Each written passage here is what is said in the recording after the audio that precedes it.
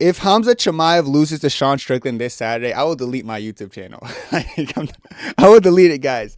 That's how I feel, and I'm on the dot. I'm talking beats like Dr. Dre. He dripping blood, but got the clock. The casual saying, I don't know.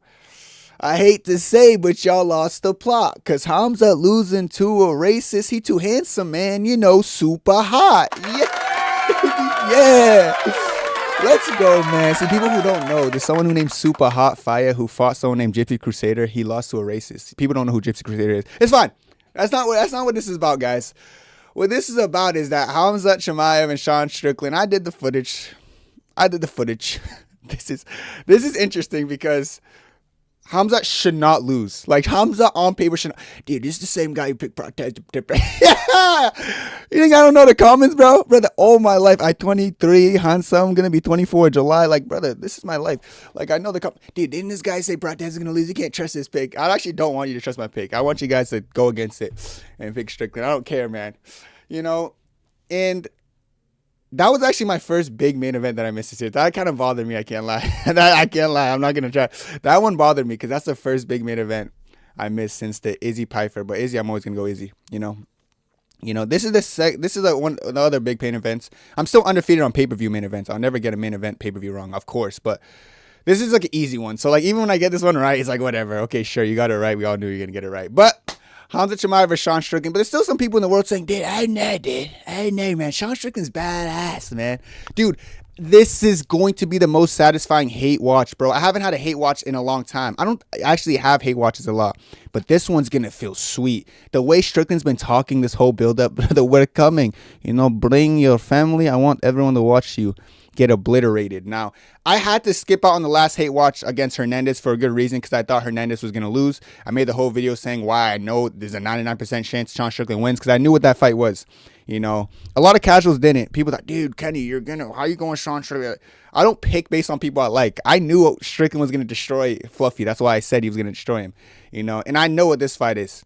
This is what people probably thought was going to happen in the Fluffy fight. But let's first get into things to note before I get into the strike and the grappling breakdown because let's be real, I'm the best with this. Let's get into it. Things to know for Strickland. Fluffy wasn't a great wrestler.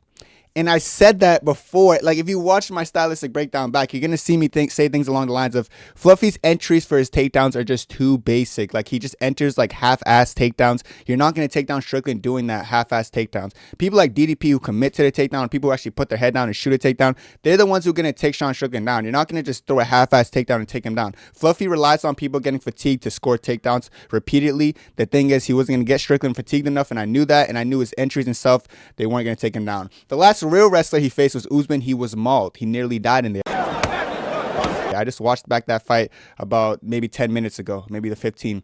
You know, I watched back a couple of them, but that was one of the big ones I prefaced and I worked. And I watching it back, I was like, wow, Usman had so much success with him on the wrestling. Even when he shot, like how you get to the clinch. I'll talk about it a bit later in the video, but he would get to the clinch and Strickland will be hand fighting and just doing some things like he looks the same. Like he doesn't look much different from the Usman fight. And people are going to say like that was from years ago. Cool. Have that. If that's going to be the reason you pick Strickland, I pray to God you do. You know, I also said he's a horrible stance for Khamzat. One thing he hasn't changed from the Usman fight till now is that he stands straight up.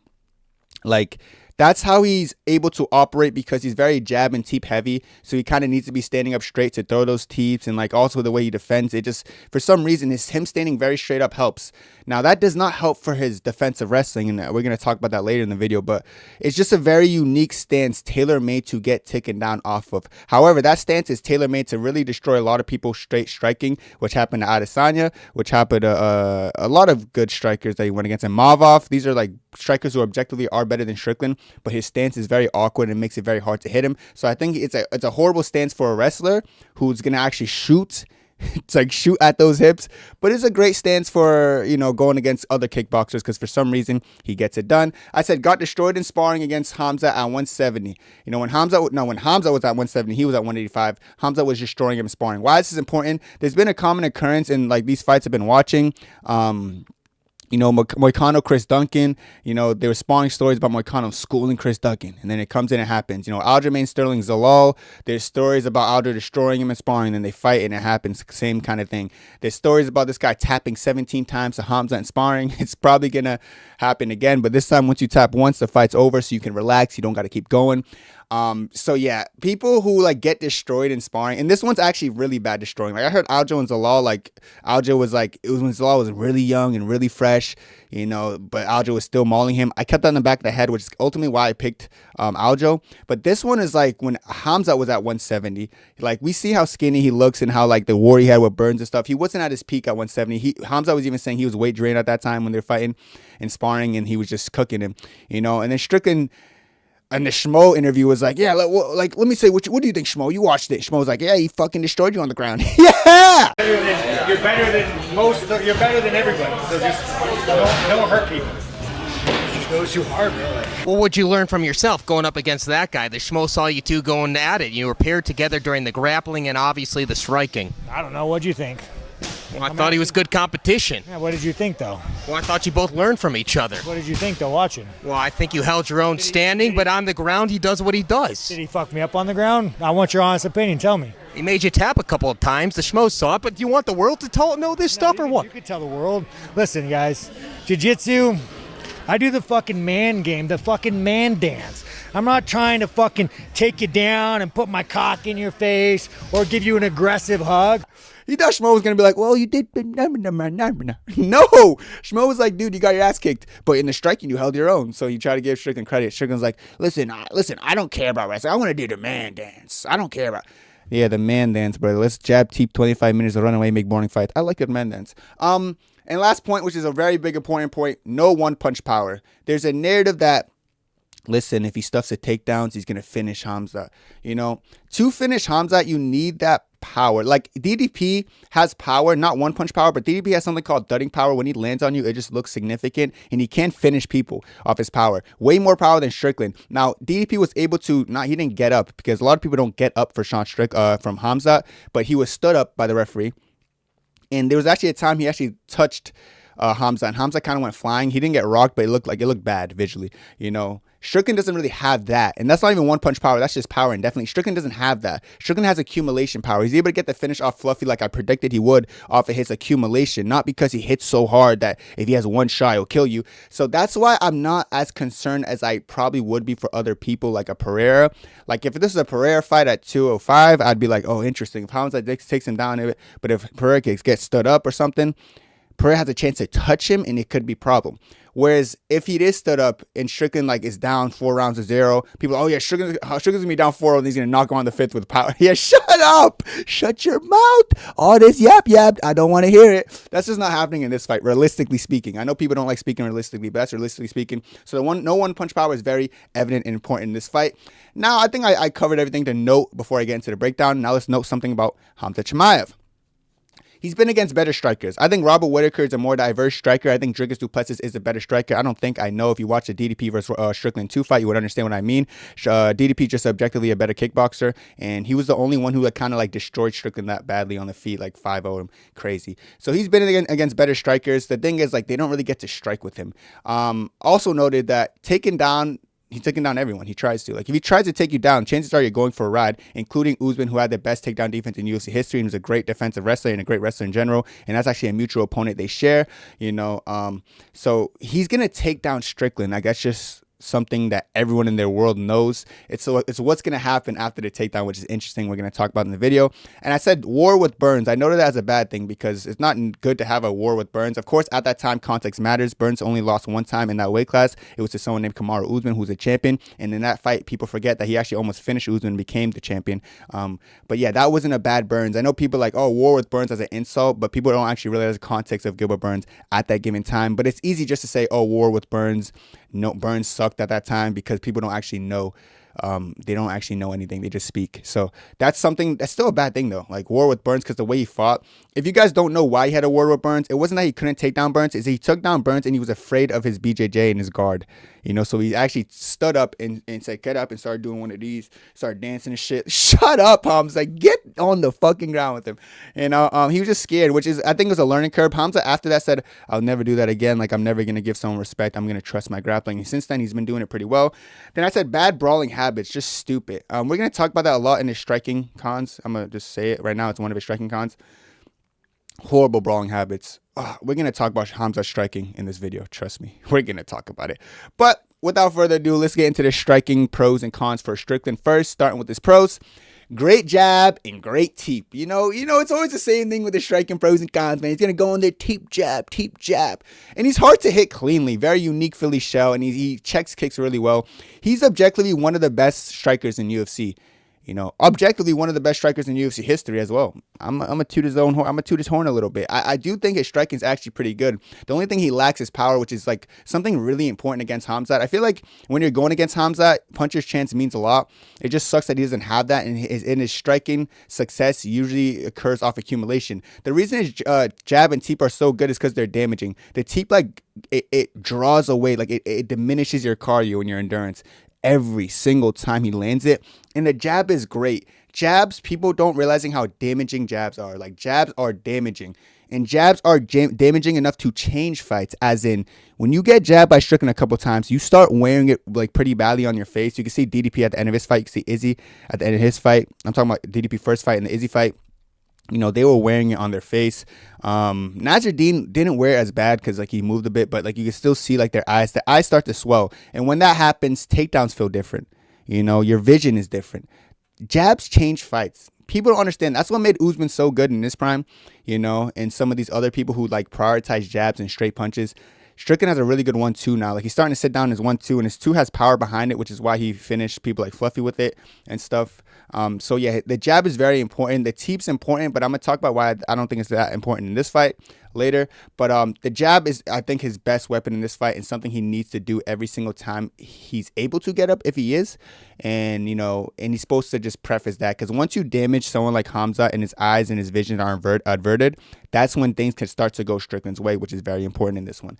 And then he kicks well. He's probably not gonna get kicked a lot in this fight, but that's just something I could say for his pros. For his cons, his stance is straight up. Already talked about how that's a bad thing. Not really a bad thing for his striking, so I don't know why I really meant a striking con, but it's a bad thing overall for this fight. We're going to get into that later.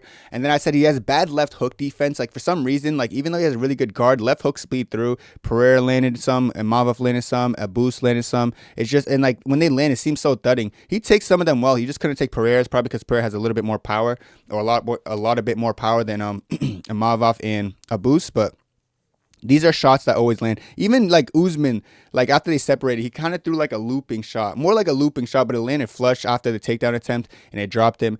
Just these looping shots, specifically that come from that left hook side, they tend to give Strickland problems. And I also said can get overwhelmed by combos. I think DDP 2 showed that the best. Like, DDP was just throwing low kick, head kick, punch, 1-2. Like, that's the first time I've seen Sean Strickland a little bit too overwhelmed, Whereas Izzy would, like, pick shots, and then he was kind of just, that's fine. Like, if Izzy's going to just, I'm going to pick this low kick, I'm going to throw this question mark kick, I'm going to do these one shots at a time kind of thing, those aren't going to work as much as DDP, like, boom, boom, boom, boom, boom, boom, boom. I'm trying to say, like, boom, boom. The boom, boom. Yeah, man. It's just the boom, booms of fucking DDP were a little bit more boom, booming than Izzy. You know what I'm trying to say? Like, it's one of those things, like the battle of the boom, booms. If you just give him a lot of repetition of different strikes, that's when he starts to get overwhelmed and starts to get caught and starts to flail a lot, and like, you start to land after he flails. So he get overwhelmed by combos. Don't think it's going to be much of a con for this fight or something to worry about this fight, but it is something I have to note because it's one of his striking cons. Now we're going to go to Khamzat's striking pros and cons, and this is what I want a lot of people to listen to and understand. Start with the pros. He seems reactive defensively. Let me just start there. Let me just explain what I mean. He's like this all the time. He moves well. He looks pretty good, if that makes sense. Like, he seems reactive defensively. He's fucking doing one of these shits, He looks like he's hard to hit, Like, he kind of is, I guess, but like, he seems reactive. I said seems reactive because I see a lot of that. A lot of times I see Khamzat striking. A lot of that. Too much of that. But it's still a pro because you're moving your head. At least he's not one of these. I don't want fucking people with the head in the center line, so I'll give him that. I said strong teep and body kick. That's something I see a lot from him. He throws like a teep kick out front when he's striking. That's something I've noticed about him. He'll throw a teep or a body kick of some sort. He actually throws that more than he actually throws punches on the feet. After watching footage, I started to realize that about him. Like, well, you like throwing those teeps and body kicks. But he throws them like a bit harder than Strickland. Strickland kind of throws the teep out there. He throws the teep out there, you know. Strickland throws the teep out there. He throws the teep out there. You know, I had to change the tonality I said that in. Then I said power in the hands. Like the GM3 fight's the best thing to show that, honestly. In the Ikram fight outside of the UFC, that one-punch knockout. Ikram, of course, doesn't have the best chin. I don't think GM3 has the best chin either, but he is one-punching two guys. So that I got to say he has that power in his hands. It's probably something. He's also dropping like Khalil and sparring and stuff. So he definitely hits with some kind of ferocity. So I'll give him that. He has power in his hands. What are his striking cons? These are very important, guys.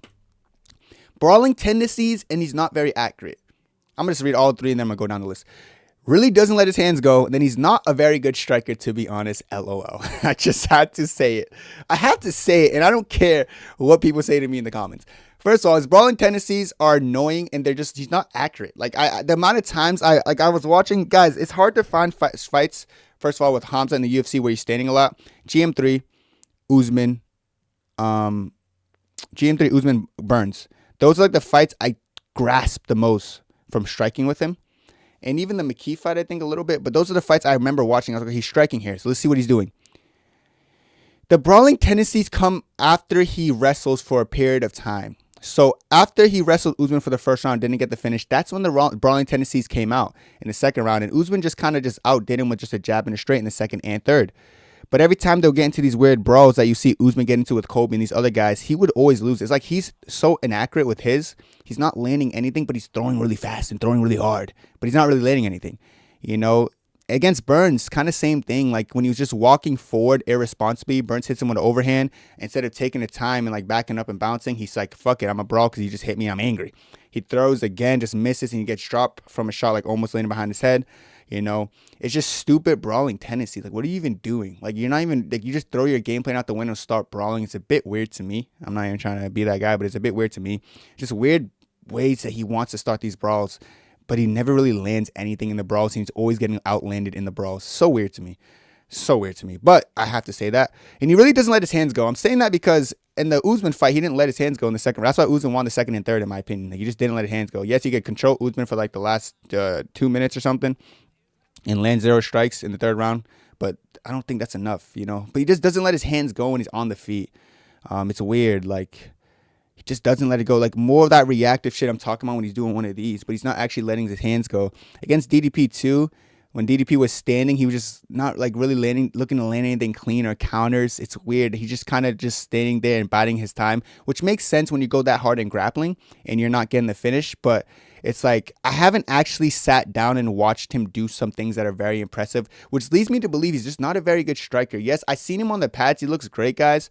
You know, I see him sometimes in sparring, but he's just very reactive and seems a bit green in actual fights, you know, when it's not sparring. And that's what I'm going to go off of, because I don't care how you look in practice. I don't care how you look in the mitts. I'm going off of what you look like when a human being's in front of you in a fight setting, in a championship setting. And from what I've seen there is usually you after you grappled a bit, you know, and it looks like your striking is just a lot of brawls that aren't very accurate, or you just not letting your hands go because you're trying to bite your time, and you're just doing a lot of reactivity movement. So that's what I've noticed from his striking. He's just not a very good striker to me. I'm sorry, and I know it's a hot take. He might actually go out there and prove me wrong and knock him out. That'd be great. But from what I've seen for Khamzat, I'm not very impressed from his striking. I don't need to be. And you can't convince me that he's the best striker ever. And you're probably going to say in the comments, because I see him training. Shut up. I don't care what you see, nigga. I'm going off the footage I watched. All right. How do I think the striking compares? Like, if they were to strike, I'll tell you this right now. Striking only, Strickland would batter him. It'd be bad. Strickland would batter him. The jab would damage Khamzat's face. It would affect his vision. That will affect everything in the fight, including the takedowns and everything. Like, just striking only, I'll just say it'll be bad for him.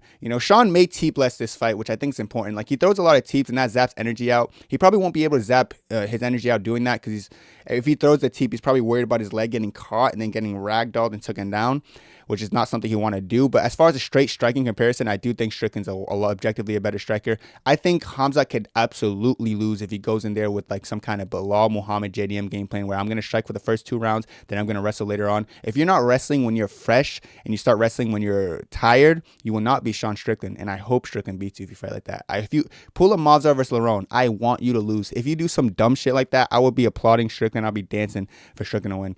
I think if Khamzat goes in with a poor game plan, like a game plan so poor that we wouldn't expect, like him just not wrestling for the first like 5 minutes, even if he tries to wrestle later on, it's too late.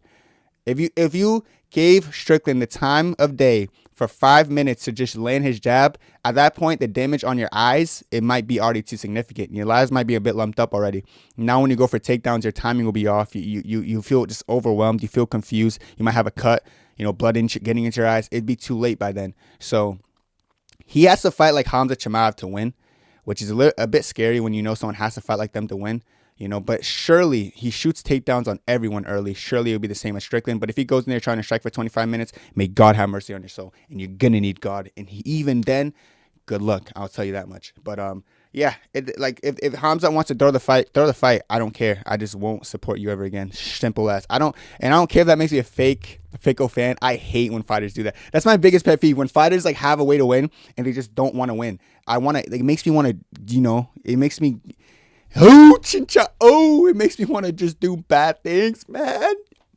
Fucking yeah. Oh man, Khamzat, bro. Do it to me, see what happens. I'm just speaking like you did already. You better not throw it, Khamzat. I'm telling you right now. Not on a hate watch. I haven't had a hate watch this long. Don't do this. But that's a striking comparison. Strickland would batter him, and he's objectively the better striker. No surprise there. Let's look at the grappling pros and cons, starting with Strickland. His pros that he gets up from takedowns well. He has decent scrambles. I want to say good/great scrambles. And he's never been submitted in an MMA fight, period. Not just in the UFC, never been submitted in MMA. I look back at some of his other fights and never been submitted, which goes to his BJJ. He has a good belt. I don't know if he's a black belt. I'm not sure, but he's very established in Brazilian Jiu-Jitsu, and he has great scrambles, so that's why he knows how to get up pretty well. Even against Usman, I remember he was doing some weird rolls to get Usman off him, but Usman did a good job of staying heavy, and just landing some ground and pound. But he gets up from takedowns well, and he has great scrambles. That's his best pros, in my opinion. And those are something, of course, important in this fight. How's it going to compare to Khamzat's pros? We're going to talk about that a bit later. But what are his cons? His takedown defense is actually pretty overrated. It's at 76%, but like half of those are like strikers taking him down or trying to take him down.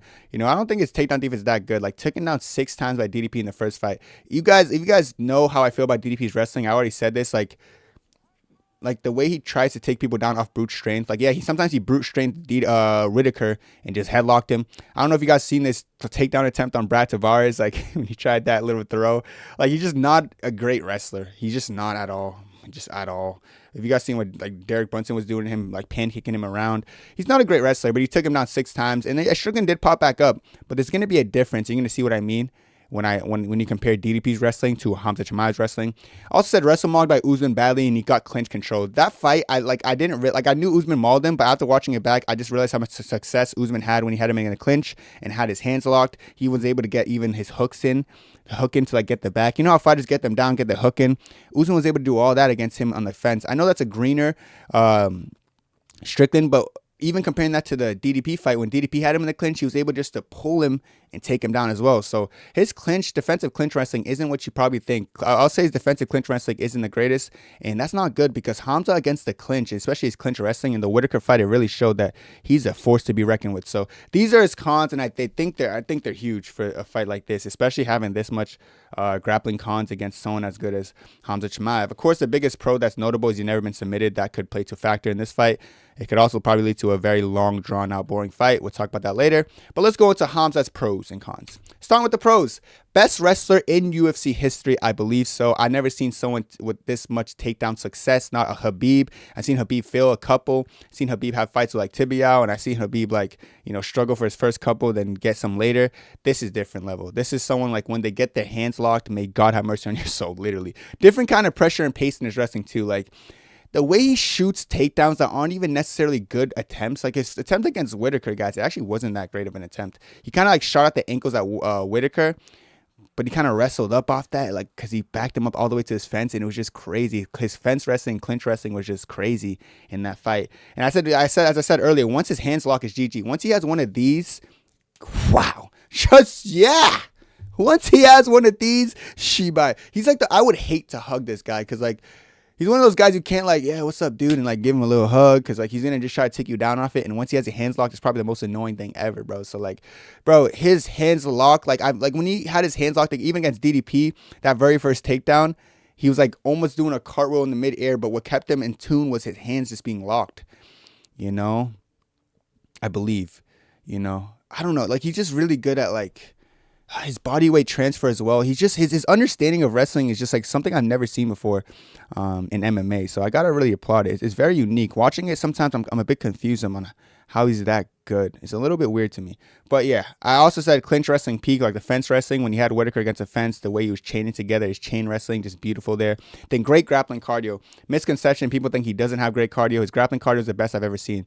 I've never seen someone go that hard in the first round in wrestling and not completely shit the bed and just like fatigue horribly. He hasn't shown me any bad endurance in any of his fights. I never really understood the narrative that he slowed down. Like, yes, Usman, like he didn't throw a lot in the hands, but he didn't slow down to the point where he looked like a Abus Magomedov or something with that crazy pace he put on Usman in the first round.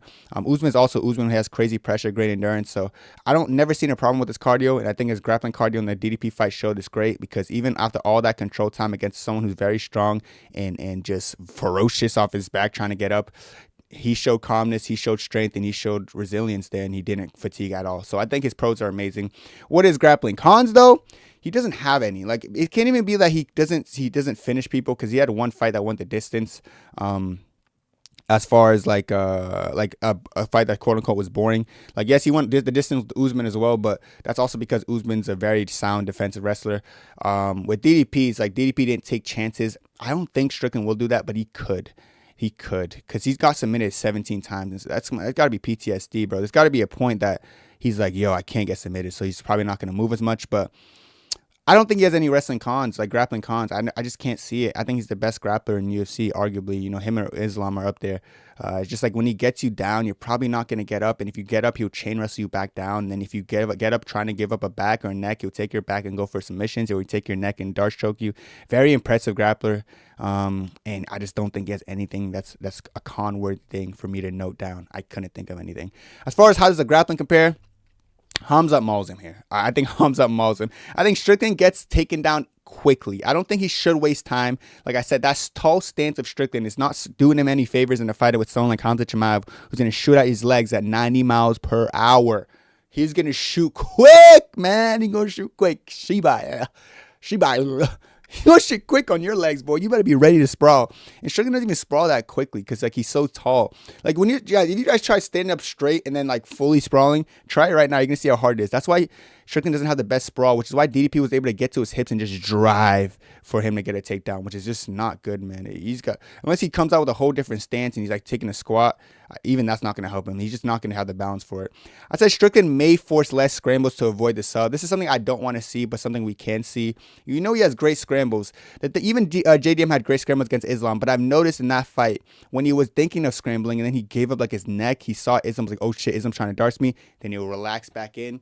You know, I could see something similar maybe happening if Strickland does not want to get subbed. But Strickland should also want to have the urgency to get back to his feet. The thing about getting back to your feet, you give up positions. You know, if it's a chain wrestling, fence wrestling situation, I could see him giving up his back to Khamzat, and that's where it's over, in my opinion. Like, it's over at that point.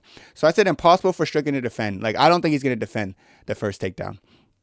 I don't think he's going to defend like any takedown. He might have like unless Khamzat shoots a really half-assed takedown. There's a takedown against Usman that Usman like kind of just got in the way out, got out of the way of, and Khamzat kind of face planted. Sometimes Khamzat does do bad shots later in the fight. You know, maybe later in the fight if Strickland survives to see the later in the fight, maybe he could defend off of just Khamzat like shooting inaccurately or shooting like a goofball. You know, but it's just impossible for Strickland to defend. Like, once he gets to the hips, his hands are locked. Have a fun ride, brother. Tell me how that roller coaster is afterwards, brother. Like, he gonna take you down. He gonna play with you, mold you, do whatever he wants, like he best. So it just depends, man. It just depends. But I just don't see him defending a single takedown in this fight. I just don't. That's me honestly speaking. Yeah, I just don't see it happening. How does the fight go? After the striking, it seems like if it's a striking match, Strickland smokes him. If it's a grappling match, Hamza smokes him. But it's an MMA fight. So what does that mean? It means doesn't matter what it means. It doesn't matter what either one means because it's going to have the same solution every time unless someone goes in there not wanting to fight or they break their leg.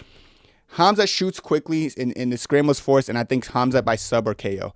The only reason I said maybe points was I think it's very unrealistic. I just got to say that. It's because I think Strickland might be scared of scrambling, but I think Khamzat finishing him is a given. He's going to shoot quickly, he's going to force a scramble, and I see Khamzat getting his back on the fence. So when I say this, I'm talking about, I think the first shot happens, and maybe it's such a quick shot, like it almost pushes, like it's similar to the Whitaker shot, where he pushes him, and now they're chain wrestling, they're fence wrestling. And I remember Usman getting that one hook in and almost getting the back, but Usman's not like a BJJ wizard, so he just gave up that position and just decided to have one hook in and just like continue to like kind of ragdoll him. I see that, but Hamza actually getting the back. And this is where like a finish like the Whitaker fight could happen, where like if he tries to turn out of it, he might get caught in a face crank. Or I see something like the Tyra Moreno situation where he fully gets on the back of him. Like he has Strickland flattened out and he starts hammering down shots. And or like it's pretty much a position where like Strickland can't get out of physically. So even if the shots aren't wicked damaging, they're landing. So since he can't get out, the fight stopped. That's how I really see this fight going. I don't see Strickland seeing the final belt. I really don't. I really see Hamza like finish him against the fence, or if he gets him taken down like a DDP takedown in the middle of the octagon, that's going to be a tough one. For Strickland. Maybe it could be a Darce choke at that point because he might try to scramble, do a roll or something to give up his neck and get Darce choked. I don't know the submission that Hamza finishes Strickland with the most in sparring. I'm sure they both know that, so I'm sure Strickland's going to try to avoid whatever that position is once he gets taken down. I don't know what it is. I feel like it's a Darce choke a lot, but I'm just taking assumptions, so maybe that's going to make him never give up his neck, which will lead to a JDM Islam-like fight, where it's like Hamza by points. But the thing with this one, guys, is why I'm so confident in Hamza is that if they get stood up, if he gets up, I don't see Strickland having enough of a threat on the feet to chin or hurt Hamza for me to be worried about that. With DDP, I was a bit worried that maybe the dudding force and the dudding power of him when he gets up could be too much and might rock Hamza a bit and like, not knock him out, like wobble him, and then the fight could be changed. But like if Strickland gets up, I don't even see him being on the pressure like he usually is. I see him just going back to circling and trying to get away from him, which Hamza's okay with. Like Hamza would just stand in front of him doing one of these. I saw the Usman fight. He's not like Hamza. If he's tired, he's not going to chase. If he sees Strickland just goes back to circling, he's going to do one of these. So Strickland has to take a risk, has to come forward and has to try to land shots on him. But it's just not going to happen because then he's going to get taken down again. This is not Fluffy, guys. The reason I knew Fluffy was going to lose is because Fluffy's striking is not that good. He always gets hurt to the body. He has so much weaknesses on the feet defensively, and he's always getting hurt. Hamza doesn't have that problem where he's always getting hurt, and he's like wicked easy to like break. Like he doesn't have that. And he's the offensive wrestling threat's actually significant, unlike the Fluffy fight, which is why I knew Strickland was going to smoke that wrestler, and which is why I know Hamza's going to smoke this striker. I know what this fight is. It's a Hamza by sub or KO, and like, it's not even a Mr. Kenny pick. It's just like a really easy pick that everyone probably knows, but people are probably going to act like it's anyone's fight, because that's how people are. But this is my prediction. Let me know what you guys think about this down below. I'm pretty certain I'm going to cook on this one. I think I'm going to get 100% on this one. I will have a Joshua Van Tyra video dropping later this week. Maybe after my full card prediction or before, we'll see. But let me know what you think about this fight. That's it for me. God bless. 2, 3.